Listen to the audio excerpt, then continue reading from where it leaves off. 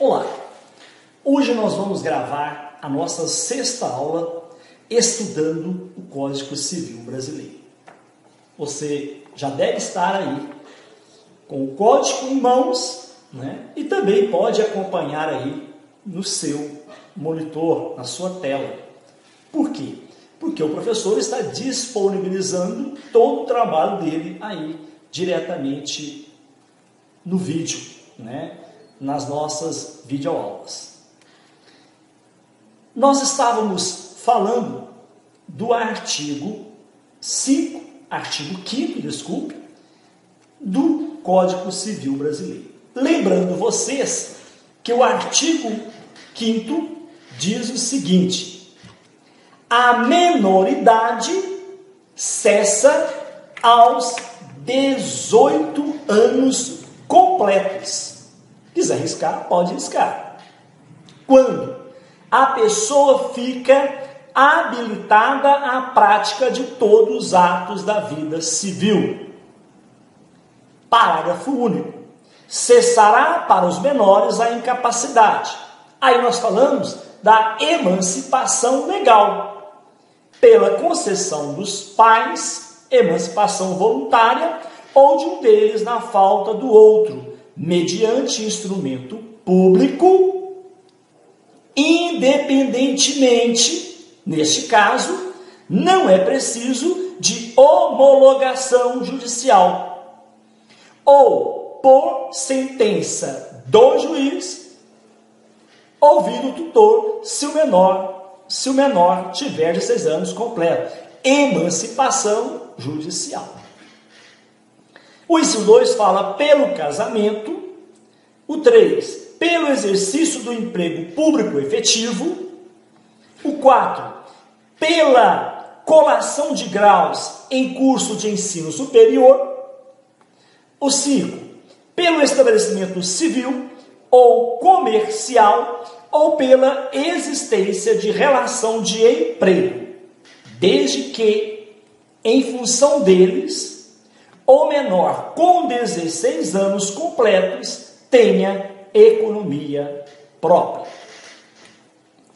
Meus caros, a emancipação judicial depende de sentença do juiz. No caso do menor sob tutela, que já completou 16 anos. A emancipação judicial só deve ser concedida em benefício do menor. Em benefício do menor. Lembrando que a emancipação legal é de acordo com a lei. Como nós já falamos, como exemplo, o inciso 1, inciso 2, pelo casamento. A idade, anote aí, a idade mínima do casamento do homem ou da mulher é de 16 anos. Agora, é importante o que eu vou falar com vocês agora. Vocês encontram aí toda a doutrina, quase todas as doutrinas e jurisprudência. Se a sociedade conjugal, logo depois de dissolver pela viuvez ou divórcio, se a sociedade conjugal, logo depois se dissolver pela viuvez ou pelo divórcio, não retornará o menor emancipado à condição de incapaz. Emancipou-se, não há que se retornar à sua condição de incapaz. Ainda vale lembrar que a união estável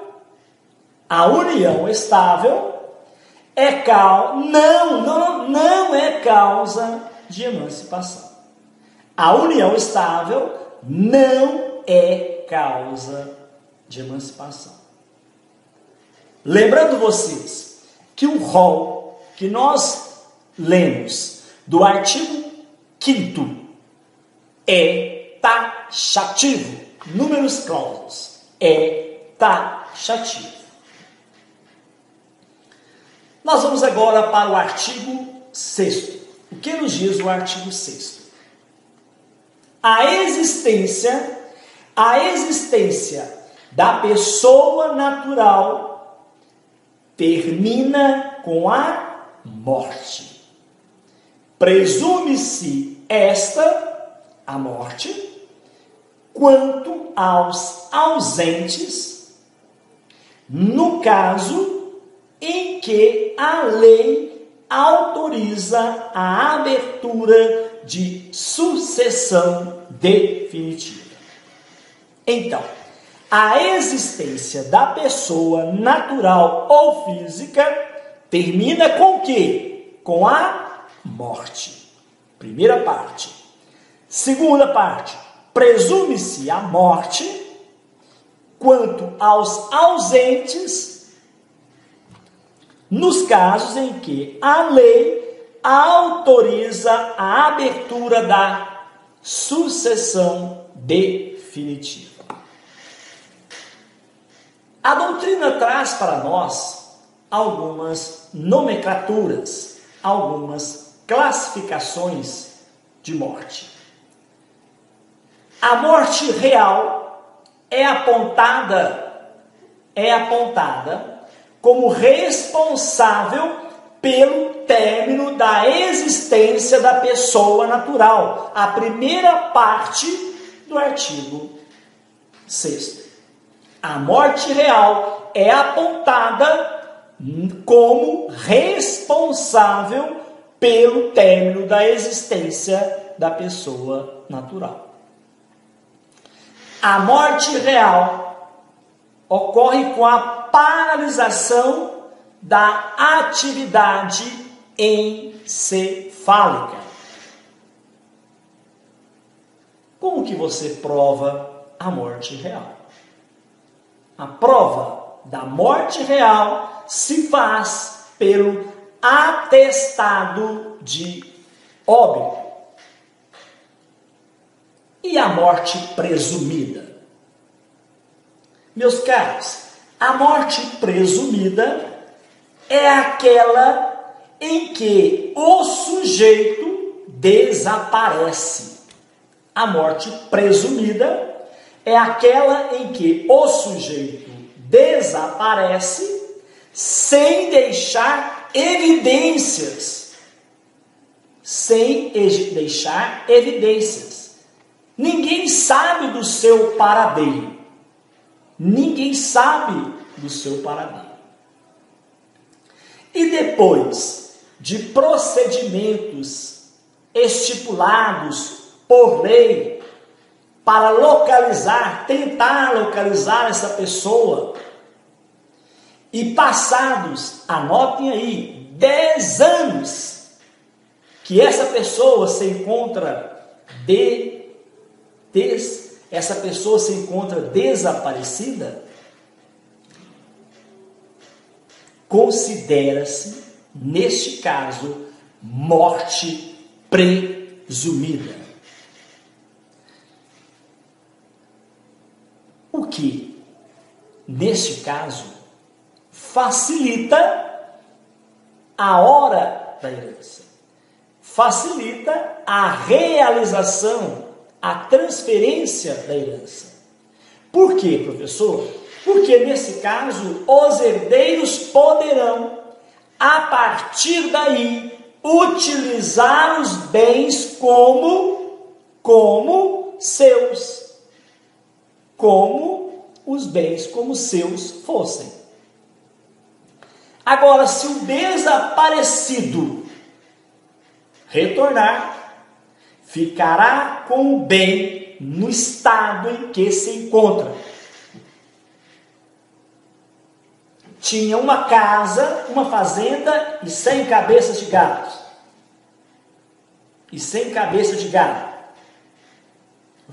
Aparece aquele que estava desaparecido. Só tem uma casa. Ele ficará com o que tem. Somente a casa. A morte presumida,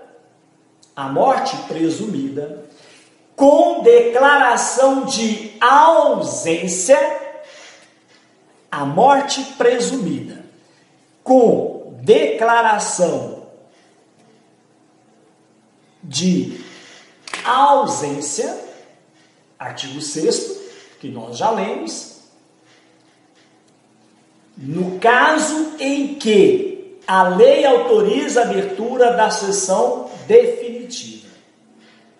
Novamente, a morte presumida com declaração de ausência, presume-se a morte quanto aos ausentes, no caso em que a lei autoriza a abertura de sessão definitiva. Vamos lá novamente para o dispositivo.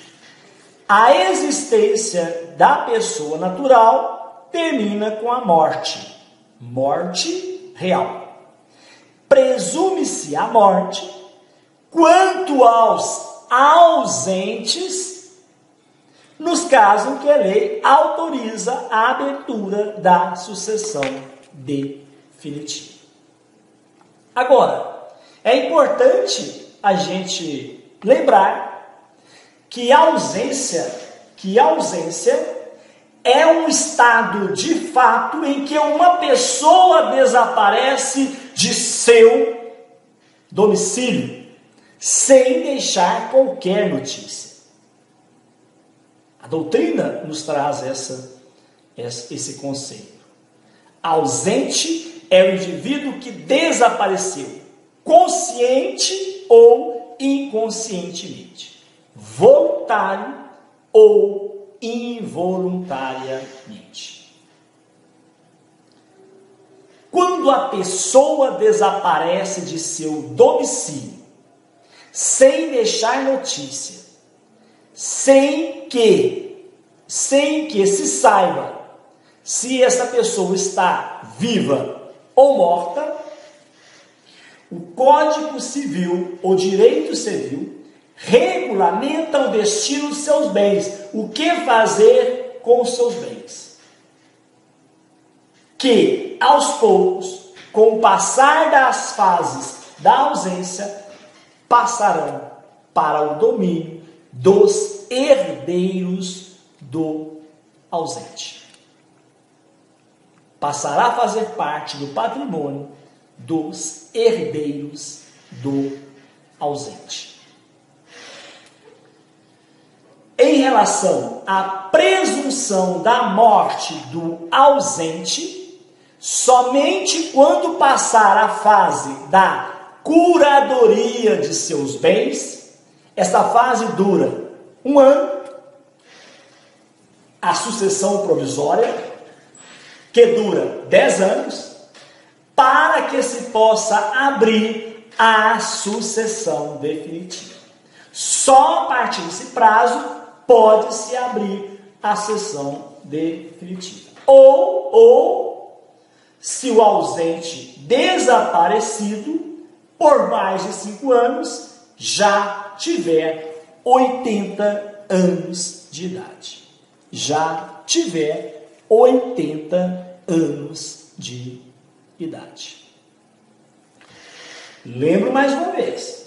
Morte presumida, já falei, mas vou repetir para você não esquecer. É aquela em que o sujeito desaparece sem deixar evidências. Não se sabe o seu paradeiro.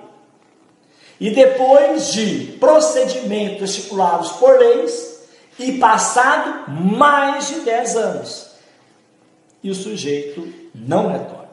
Aí considera-se a morte presumida.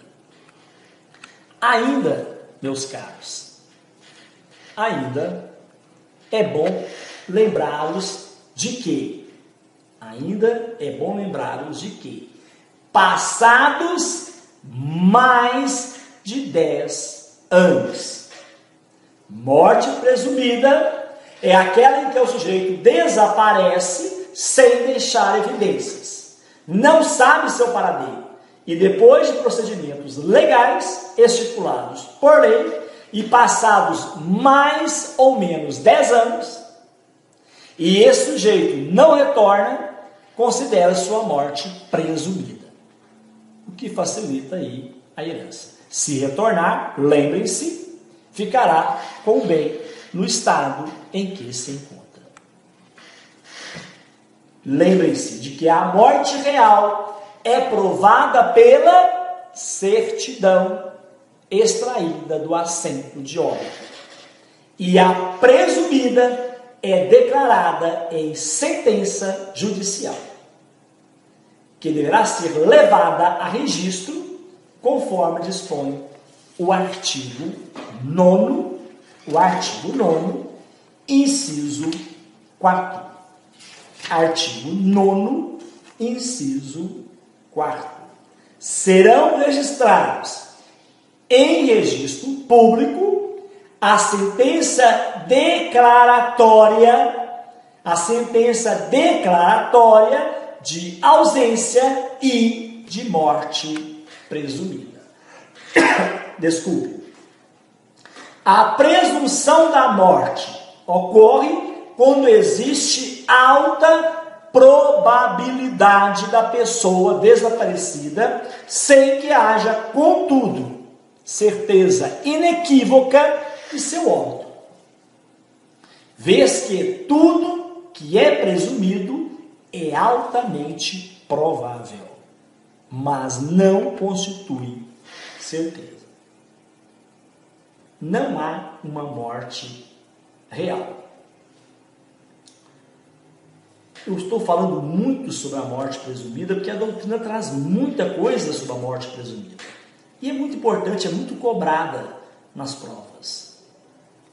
A morte presumida, pode anotar, consiste no reconhecimento judicial de que o sujeito desaparecido não se encontra mais com vida. O sujeito desaparecido não se encontra mais com vida.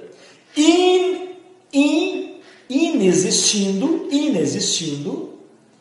contudo, a prova material de seu falecimento. O que verifica, então, meus caros?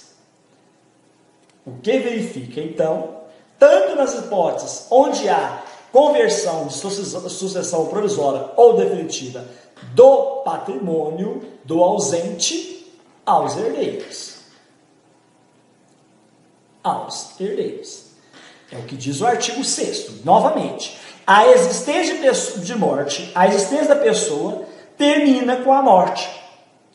Presume-se esta quanto aos ausentes, nos casos em que a lei autoriza a abertura da sucessão definitiva. Vamos lá. O artigo 7º diz o seguinte: pode ser declarada a morte presumida sem decretação de ausência. No 6º, nós falamos quando da declaração de ausentes. Já no artigo 7º diz que pode ser decretada a morte presumida sem decretação de ausência. Lembrando vocês que a morte presumida ou ficta é a existência da pessoa física declarada por decisão judicial decorrente da falta de indício e de materialidade do fato, ou seja, pela ausência de cadáver. Não havendo êxito na localização da pessoa,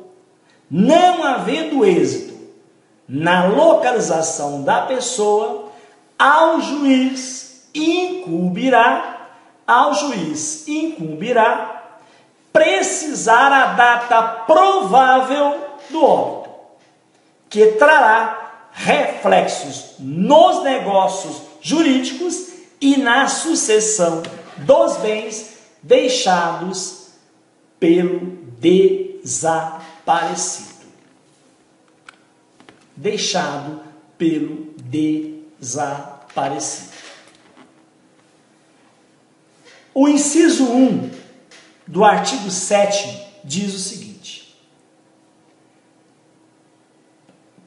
caput, pode ser declarada a morte presumida sem decretação de ausência, se for extremamente provável a morte de quem estava em perigo de vida.